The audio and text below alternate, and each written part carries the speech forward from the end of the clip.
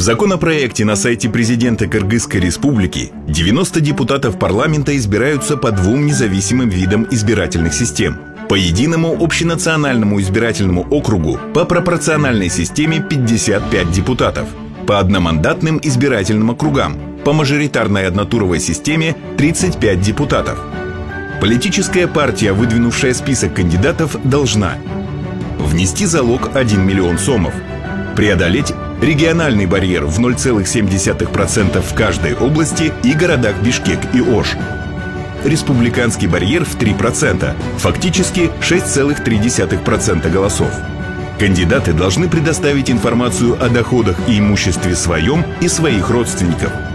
Самовыдвиженцы должны быть выдвинуты собранием не менее 100 избирателей, проживающих в данном избирательном округе. Также они должны внести избирательный залог в 100 тысяч сомов. Для избирателя избиратель голосует по двум избирательным системам сразу. В избирательном бюллетене по единому избирательному округу указывается наименование политических партий, а на выборах по одномандатному округу бюллетень содержит фамилии кандидатов. Избиратель ставит в каждом из двух избирательных бюллетеней отдельно галочку в квадрате справа возле выбранного им кандидата.